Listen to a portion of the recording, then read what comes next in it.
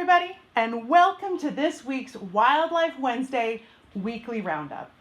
I'm your host, Tenley Thompson, and I'm so excited to show you all of the awesome video we have for you this week, taken by our guides in the Greater Yellowstone ecosystem. The way this is going to work is I'm going to show you some of the great video the guides have been taking throughout the week.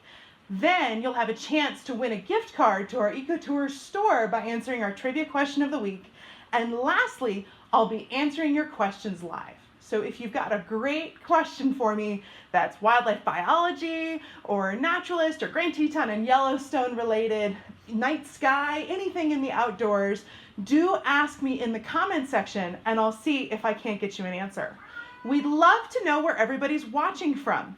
If you've got something that you'd like to see as part of our video series, please let us know in the comment section. And if you're coming back from another week, definitely say hi. I'd love to see you guys as well.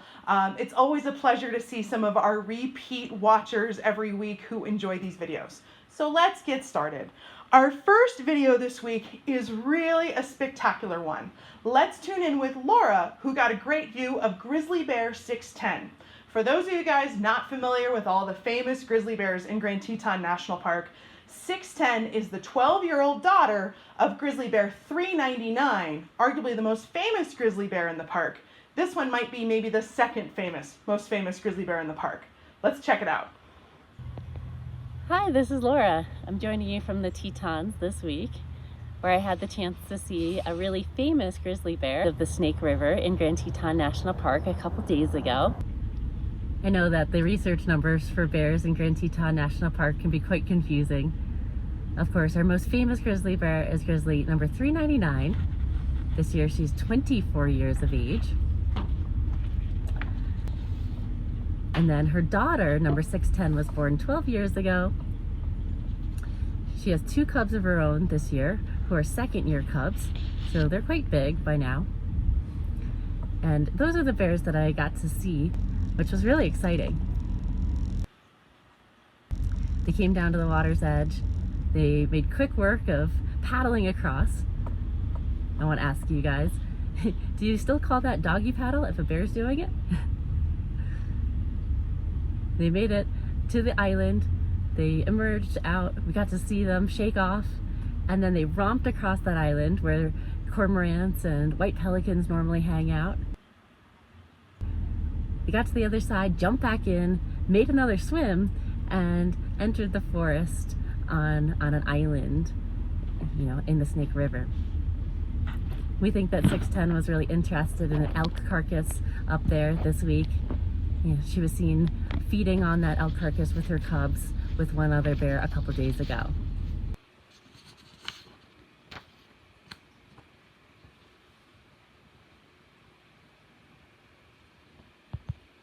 So how awesome was that? You don't get a view like that every single day. So a big thanks to Laura for filming that amazing once-in-a-lifetime moment with her guests. I had to edit out the audio that was going on during all of that because of all the whooping and cheering that her guests were making. I thought it might be a little bit distracting for everybody else, but boy, I probably would have been whooping and cheering out there too. Our next video comes to us from EcoTour naturalist Josh, who's been out on a multi-day trip exploring the wonders of the Northern Range and has plenty of wolf footage to show for it. Let's check in with him.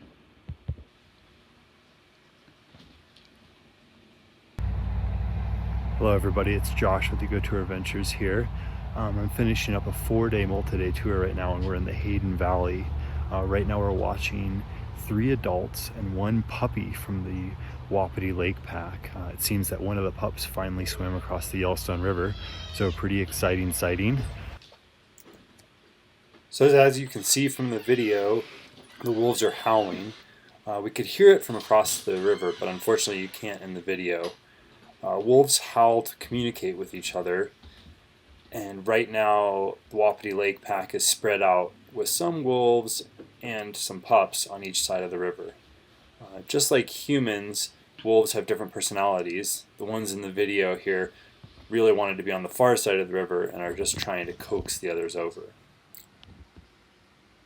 Wolf packs in Yellowstone are usually named after landscape features within their territory, thus the name Wapiti Lake Pack. That's a lake near where we're videoing right here.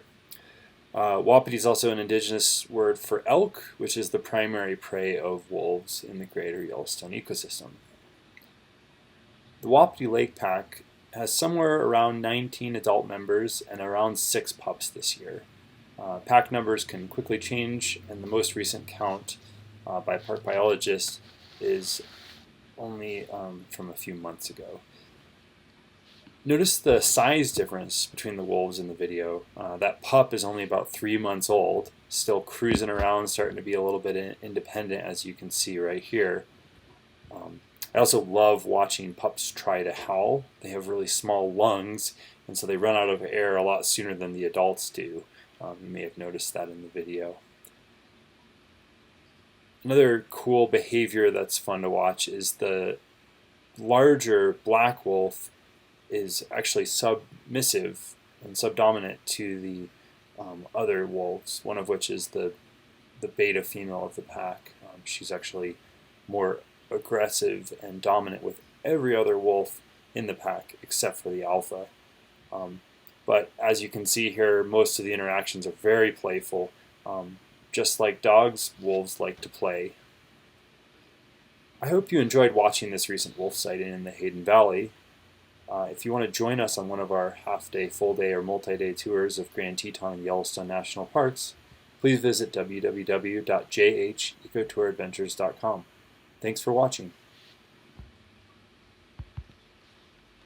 Thanks, Josh. Pretty fantastic stuff. We've been getting lots of great carnivore video from our friends up in the Northern Range as they've been doing these multi-day programs that specifically look for wolves and grizzly bears.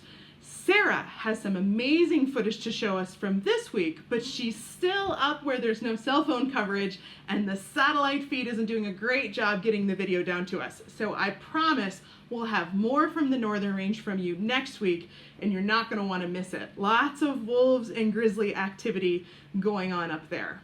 But down on the valley floor in Yellowstone and starting to really ramp up in Grand Teton, we have a big activity season every August, which is the Rut of the Bison.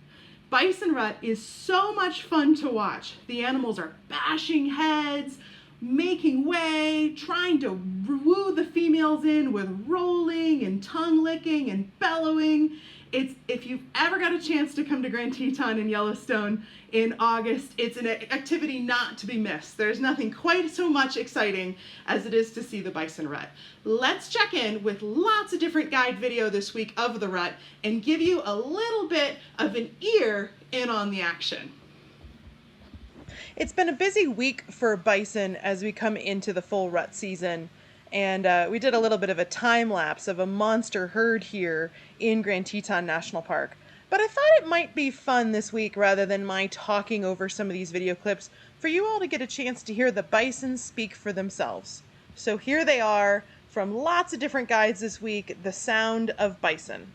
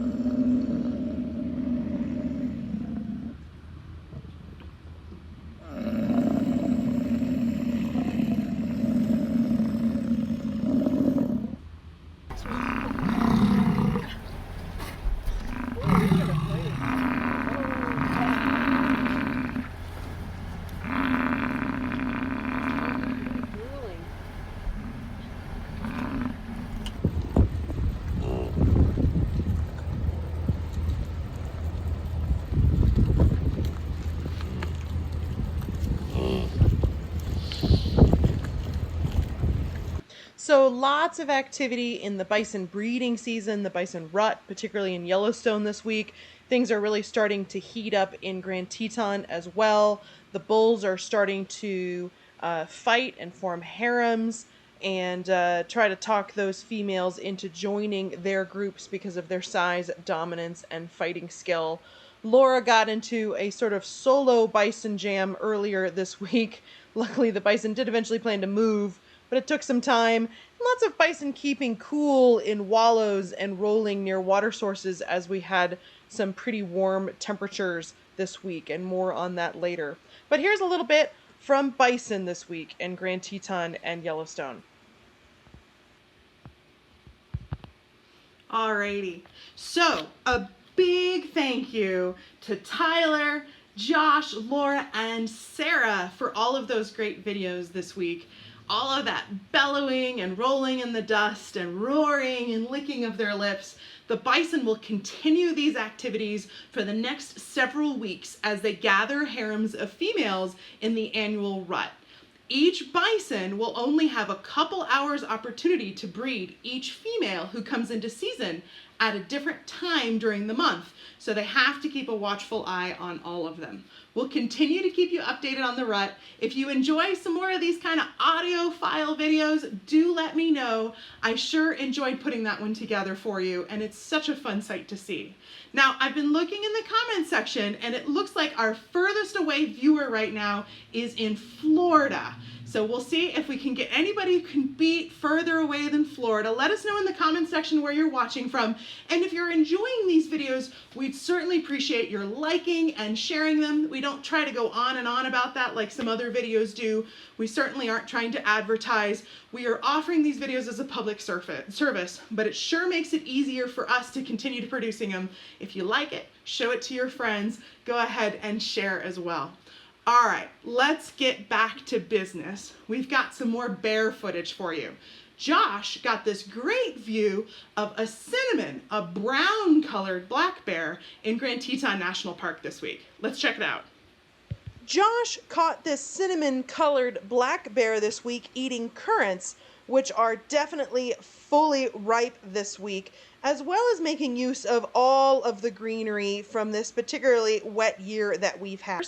Notice the ear tags and the radio collar. This is a research animal. Might have gotten into trouble at some point, or might just be getting some research done in terms of his territory boundaries. Also some lovely fireweed in the back and in full bloom here.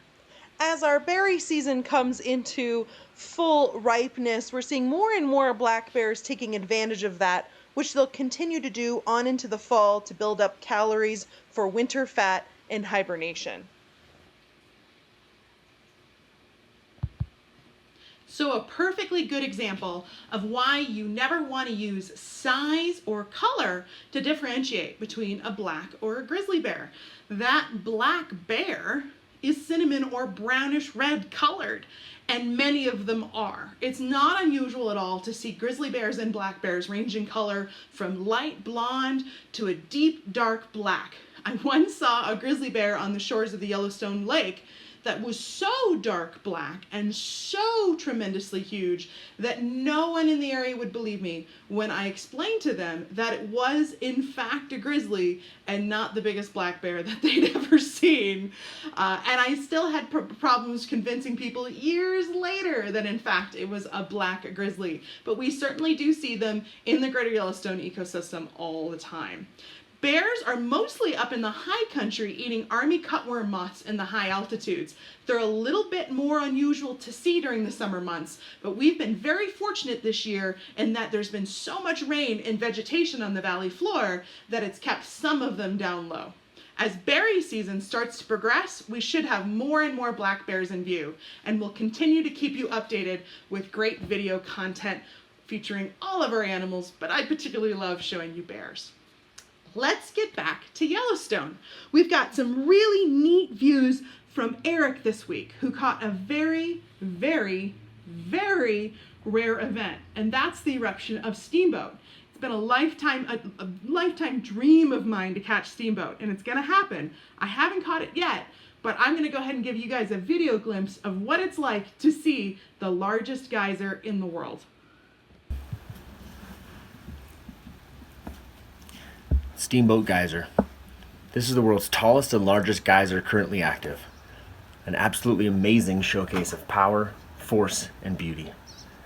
It can reach heights of 380 feet and produce a hiss so loud a simple conversation cannot be had while viewing. After the thousands of gallons of water propelled to staggering heights, it falls back to the Earth's surface, collecting in fast-moving streams down the hill, while some, landing uphill of the geyser, flows back into the geyser itself. I was lucky enough to witness this eruption on one of our multi-day trips in Yellowstone National Park.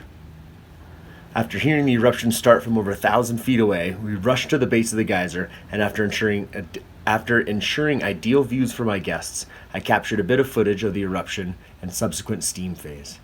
This was my first major steamboat eruption, and it had me in goosebumps and nearly in tears from pure joy. We basked and enjoyed in every moment of the 33-minute eruption and stayed for an hour and a half of the steam phase. Magic. Steamboat is a rare geyser due to its unpredictable nature and extended periods of dormancy. Sometimes years, even decades have passed without any activity. It erupted only twice between 2008 and 2018. Twice. But for the last 3 years, we've been in an active phase with eruptions happening much more frequently. 110 times in the last 3 years.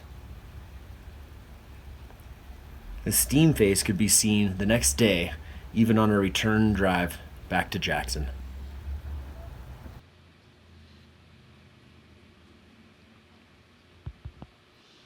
How cool is that? Now, we got lots of geyser video this week, but I didn't want to overwhelm you. So I think next week what we'll do is a whole segment on all the awesome geyser activity that we've been seeing out in Yellowstone National Park. But I couldn't wait to show you that great footage of Steamboat. If you ever want a chance to see Steamboat, this is your year. It's the most active that it's been in recorded history. Like we were saying, Eric was telling us that, it's been sometimes decades or longer between eruptions of Steamboat. To see the world's largest geyser really is something I personally have never gotten the chance. Now's the time to get to Yellowstone to see it. It may be dormant next year for decades. We have sort of this summer to hope for, and maybe it'll continue to stay active into the fall. Hard to say, but certainly not to miss in the Norris Geyser Basin. If you want to know information on when and how Steamboat's going to go off, it is not predictable. It's not something we necessarily know, but you can tell that an eruption has occurred both by the steam and water billowing into the air at Norris Geyser Basin, which tells you to head over there like Eric did as you're driving by, but also the Yellowstone Volcano Observatory. All the seismographs in Yellowstone go off because Steamboat is so big that when it goes off, it looks almost like an earthquake on the seismograph. So you can go to that website, take a look at when the eruptions have been, and hopefully you'll catch one. It can go off in the middle of the night. It's not necessarily going to go off when it's daylight, but definitely catch Steamboat if you're going to be in Yellowstone this summer. All right, we've talked about big animals. We've talked about big geysers. Let's talk about one of my very favorite small mammals of the greater Yellowstone ecosystem. Most people think this animal is a kind of rodent or mouse, and it's not. It's the smallest member of the rabbit family. Hi everyone, this is Mike, Eco-Tour Adventure Guide, and wanted to talk to you today a little bit about the North American pika. A lot of people think Yellowstone and Grand Teton, they think grizzly bears, they think bull elk, they think moose. But what about the small wildlife? And the North American pika is the smallest member of the rabbit family, sometimes only 3-4 inches long. And they live in colonies up in the boulder fields and avalanche chutes. And they're one of my favorite critters because they are so incredibly cute. And they're one of the few animals that don't migrate. They don't hibernate. Instead, they run feverishly in between flights of the hawk all summer long, out onto the cliffs to collect these grasses, as though those around them weren't good enough, but they must have some exotic spice to spice up the long winter beneath the rocks. And then they pile these out on top of the rocks to dry them out and preserve them. Then they'll take these grasses and make these huge hay piles underneath the boulders. and all winter long live together underneath the rocks, consuming nothing but dry grass. What a harsh life. And I've heard some people speculate that perhaps maybe some of that snow melts and lands on their hay piles. And we all know what happens when you ferment barley and hops. So maybe it's not such a long, hard winter under the rocks after all for the North American pika. The North American pika is in decline throughout its range. Nobody really knows why. Many people have speculated that it has to do with high temperatures. The North American pika is as hot as a moose. They are about 104 degrees Fahrenheit. And so it's thought that during the heat of the day, they overheat and aren't able to collect enough grasses and therefore don't have enough food to survive those long winters. Some new research might suggest that actually it's a lack of snow that will allow those cold temperatures to get down into their burrows, because snow is a great insulator. So further study is going to need to be done. But here I am in Yellowstone National Park, broadcasting live for EcoTour Adventures. Thanks for tuning in. All right, big thanks to Mike. Now, a lot of folks who've been coming out to the valley and coming out on tours with us have actually been picking their guides lately based on the Wildlife Wednesday videos. And I gotta tell you, if you want somebody who knows everything there is to know about the natural world and the greater Yellowstone ecosystem, Mike is your guy. He's a living encyclopedia. You can pick his brains about anything, and he knows it down to like the millimeter length.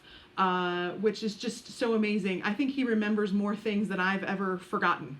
Really, really fantastic from him. We're hoping we're gonna have some more video content from him every week. So if you guys enjoy Mike's segments, do let us know.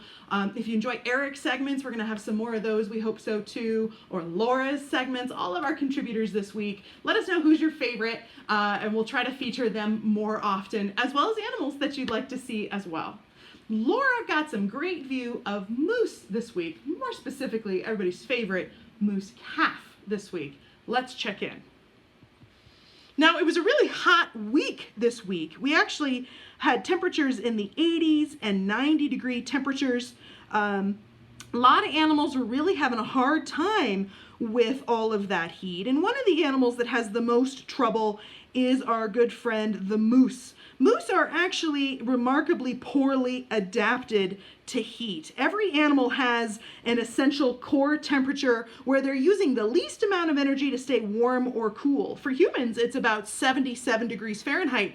For moose, it's actually below freezing. So as you can see, this little guy, he can pant. They've got sweat glands in their hooves. He's got big blood vessels in his ears that can help him cool a little bit that way. But generally speaking, it's going to be really tough. Now, if you look really carefully at this calf, you can see two little itty bitty antlers starting to form right above his eyes. So we know that this little calf is in fact a male. It'll spend another year with mom, and then it'll be off on its own for new adventures. And we hope to see it for many, many more years out in the greater Yellowstone ecosystem. So a cute little moose calf for you guys. We'll have plenty more hoofed mammal footage for you next week, including lots of mechanisms of animals staying cool. But in the meantime, we've got our trivia questions to answer, and then I'll be answering your questions live. So go ahead and write questions you may have for me to answer in the comment section starting now while we do the trivia. And then I'll take a look at the end and I'll see if I can't get you guys some answers. In the meantime, we're going to go ahead and we're going to give you guys a chance to win a $10 gift card to our EcoTour store. The way this is going to work is I'm going to show you last week's trivia question, and then and you can comment in the comment section if you know the answer to last week's, but that prize has already been given out. And then I'm going to show you this week's trivia question, and you get a chance just by answering in the comment section to get that gift card that way. And then we'll go ahead and I'll be answering your questions live. So first and foremost, let's take a look at the Snake River Cobra. Our trivia question last week was, what is the real name of what we jokingly around here call the Snake River Cobra? So this animal's called that because it likes to stick its head out of the grasses of the Snake River. It likes to hiss, and it can be quite aggressive when approached. So let's see if you can figure out what this animal is. This is the quote-unquote Snake River Cobra, but I'm looking for the real name. Go ahead and comment in the comment section.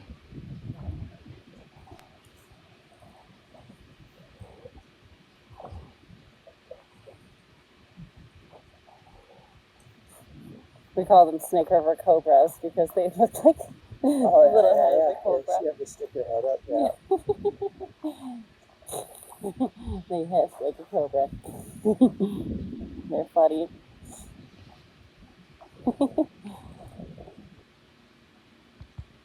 All right. So if you've got any guesses on that one before I tell everybody what it is, comment in the comment section. Hopefully it's an animal that's pretty familiar to everybody. That is, in fact, a Canada goose.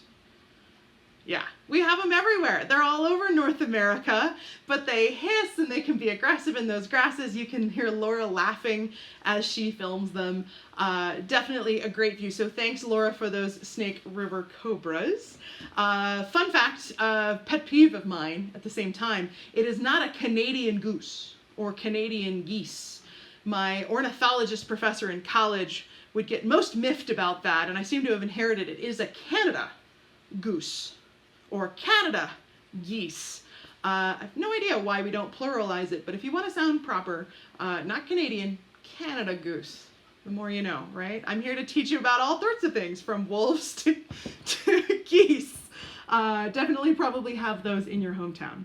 Our trivia question this week, which is your chance to win the gift card by commenting in the comment section the correct answer, is pretty simple. I am looking for whether or not this animal is a black bear or a grizzly bear. Now, everybody liked it the last time we did this as our trivia question, and so I thought we might try it again. The things you're looking for to differentiate is grizzly bears have humps. If the hump is higher than the rump, it's a grizzly bear. If the rump is higher than the non-existent hump, it's a black bear, is a good way to remember it. Grizzly bears have prominent claws on their feet. Although if you're that close to a grizzly bear to see his claws, you probably want to be backing up. And then black bears have very prominent ears. Grizzly bears, it's going to be kind of almost hidden in their very round, dish-shaped faces. And last but not least, grizzly bears are going to have sort of long, protruding muzzles, almost like you'd think like a dog has, versus black bears are going to have sort of these less pointy muzzles that don't come out. They kind of come in like a Roman nose. So take a look at this particular animal, and you're looking at the ears, you're looking at the claws, and you're looking for the absence or presence of a hump. Everybody told me the last time we did this, I made it too easy. So I decided to do this with a little bit of a tricky one. It's a nice brown color, right? That could certainly be a black or a grizzly bear, as we discussed earlier. And so you're going to have to use some of those other features, the shape of the nose, the presence or absence of claws, and the presence or absence of a hump, which I've conveniently kind of hidden a little bit for you. This is also, this particular bear is a celebrity. So if that helps you, next week we'll tell you which celebrity bear it is. People laugh, but we have celebrity bears here in Grand Teton National Park, and that certainly is one. So comment in the comment section for your chance to win our $10 gift card to our EcoTour store, which we started during our closure, during the pandemic closure, when COVID really started to come through the first time, to fully pay for our employees' health insurance. So if you'd like to support our employees and pay for their health insurance, buying something in that store is a great way to do it. We've got so much cool stuff, from our guide Chelsea's gunpowder art to Thomas D. Mangelson, the most famous wildlife photographer in the world's prints, to our guide Josh's gift cards, to my ceramic plates of the Tetons. So go find something that you love at that gift store. We really appreciate your support for sure. All right, was that fun?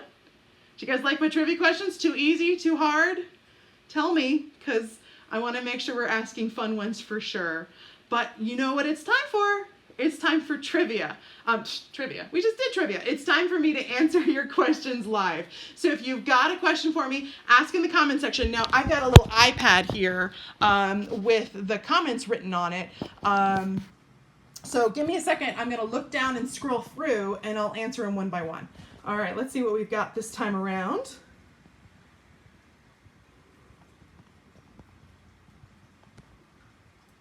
Lots of good answers to the trivia question.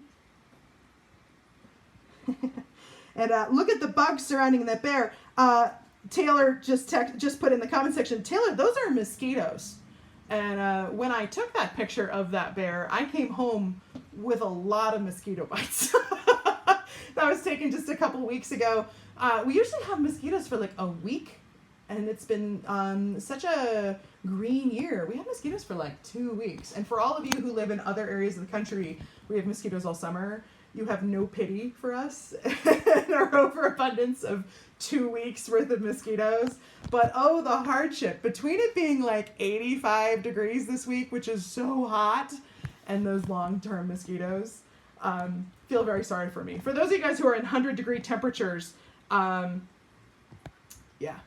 we don't get those. Come visit us and you don't have to deal with that. Alrighty.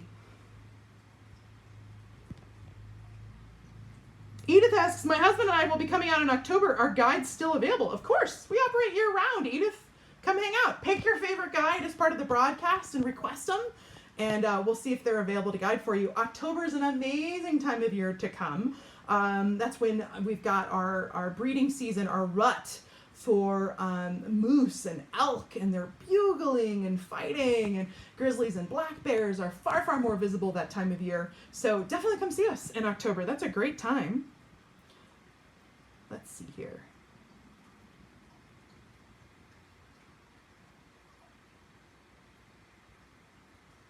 Susan's talking about Canada geese. I think she says on the East Coast they're a total nuisance in parks because they don't migrate as much in earlier years. Susan, you're right. You're actually talking about a very interesting question that I find really fascinating. When humans interrupt or change an environment, when it comes to wildlife, you're always going to have winners and losers in that situation. So animals that, when you alter the environment, can't adapt and do poorly might be something like we were talking about the pika earlier, or a grizzly bear who requires true wilderness to survive and thrive. But some animals actually are going to be able to do better evolutionarily to those changes in the environment. And Canada geese populations were relatively stable and much, much lower than they are today until a couple of different things happened all at once in North America. The first was the advent of World War II. And during World War II, people who traditionally would have been hunting geese were overseas, and geese populations were able to sort of explode. The geese population suffered a pretty large decline earlier in the last century due to people hunting birds for feathers and plume hunting, as it was called, for ladies' hats. And quite a few birds, including trumpeter swans and cranes, for instance, almost went extinct because of that hunting. But Canada geese suffered from that as well. The World War II overseas nobody hunting situation allowed several different species to really recover dramatically. White-tailed deer is a really good example of that, but Canada geese is another example. Then right after that, we began to have a tremendous growth in golf courses in the American lawn. Right around the 1950s, it became really important to have a green, lush lawn and a beautiful golf course throughout the 1950s and 60s. And you can't build better paradise for Canada geese than a golf course. You've got lush green Kentucky bluegrass to eat, which is a great diet for them. You've got sand, warm sand to lay your eggs in, ponds to swim in and stay away from predators. And on top of all that, we had a massive extermination program of most of the things that would be predators upon Canada geese. We start to see wolves by that point already extinct in the continental United States. Coyote populations become heavily predated upon by humans. Things like large raptors like bald eagles and other large birds of prey start to suffer from the ravages of DDT.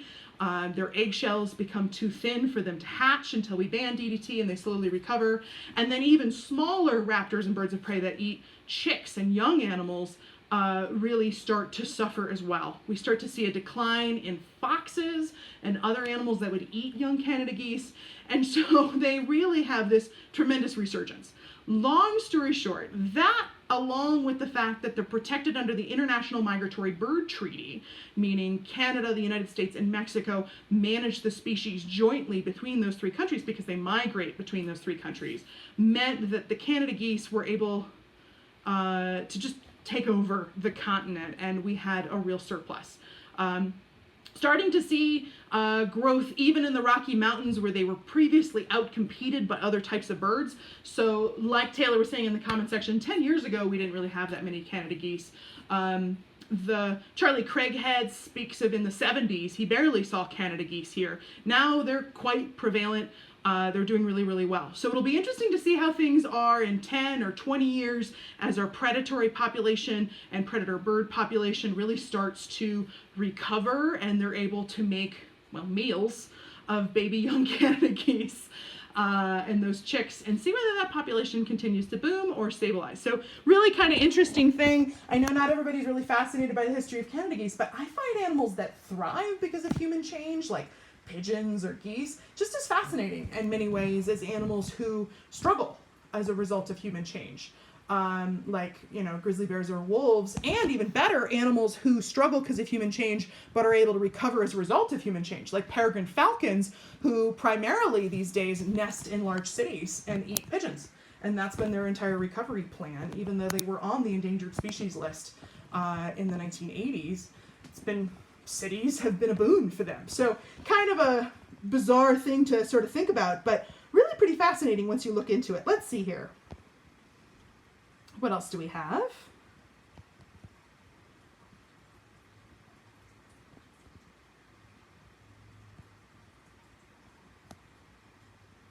Lots of good answers to the trivia question.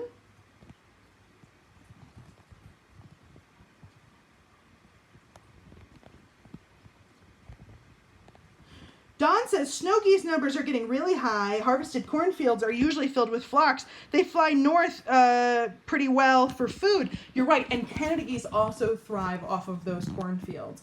But other birds that are not as dramatically growing in population numbers also use corn and corn stubble after corn has been harvested as a principal food source when they migrate. So while that certainly is a contributing factor in both of those species growing in population, it's probably not the only factor.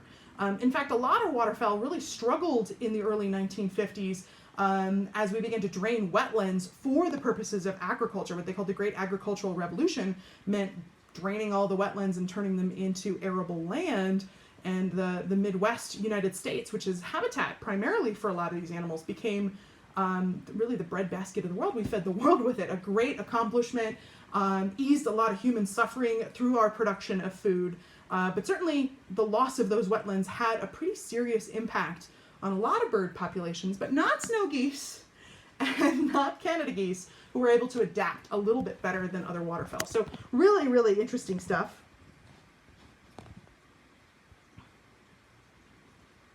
Taylor's pointing out that turkey vultures and crows have become much more numerous, and Charlie Craighead, who's really my mentor, talks a little bit about this in a great book that's well worth your time. It's called A Naturalist's Guide to Grand Teton and Yellowstone National Park, and he sort of talks about how wildlife numbers have changed over time. And when I was a little girl, we only had crows and eagles in the valley.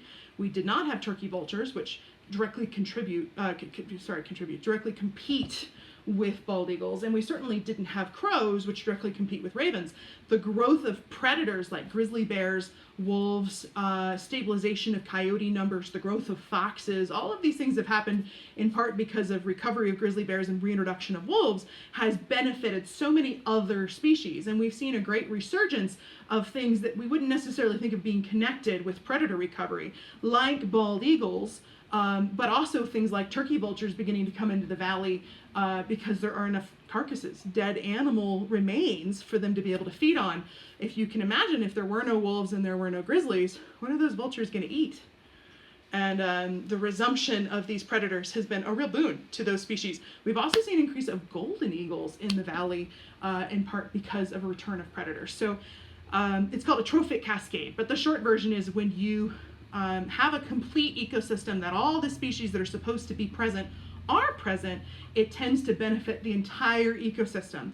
And some animals are known as a keystone species. And what that means is they're so essential to many, many other animals. Think of like the keystone of an arch, that their absence means that those animal populations may falter or fail, but their presence means everything, that species who's the keystone, but everything else associated with it thrives as well.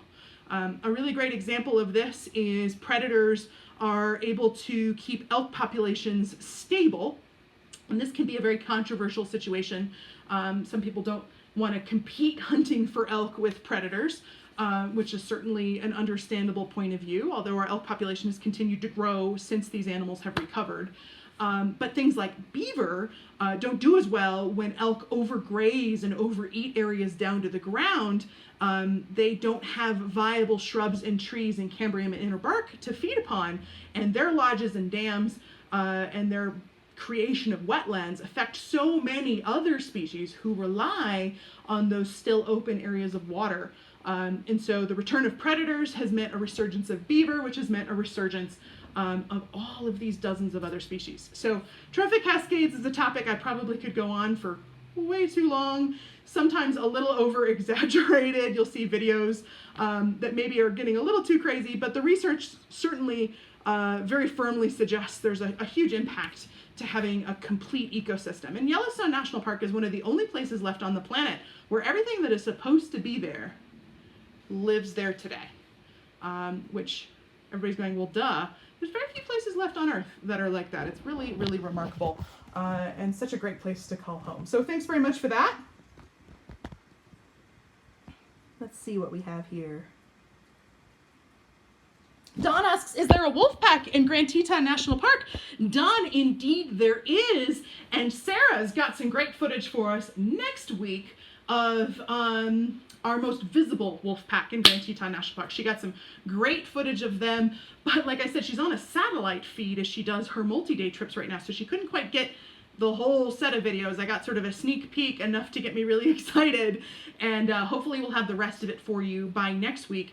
Depending on the time of year, we actually have several different packs in Grand Teton National Park, and those packs migrate between Grand Teton National Park and the Bridger Teton National Forest, and between Grand Teton National Park and the National Elk Refuge, where you can oftentimes see them. The easiest time to see wolves is in January, February, which is wolf breeding season, when they're so obsessed with each other, they're not as concerned about people watching them. Wolves are very shy. They don't like people to approach at a really close distance, and it's not ethical to do that anyway. But with our spotting scopes on trips, we can make a wolf look like it's next to you.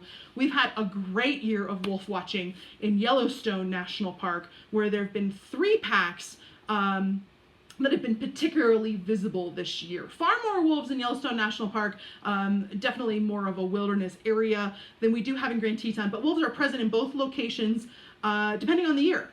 One can be better than the other. Right now, Yellowstone would be a great place to go, but there's some really fantastic places in Grand Teton we've been having good success that we could certainly take you to look for wolves on any of our trips.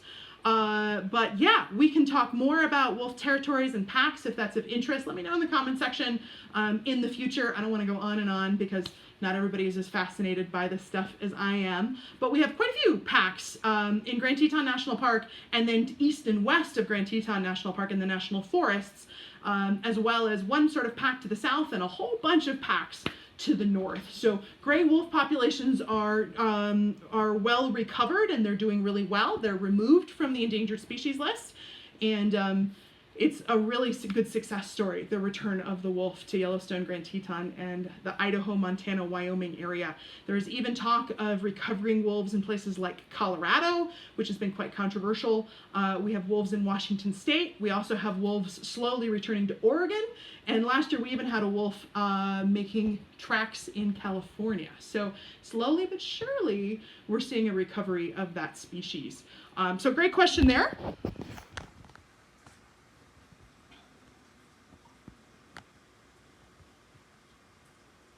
Let's see here.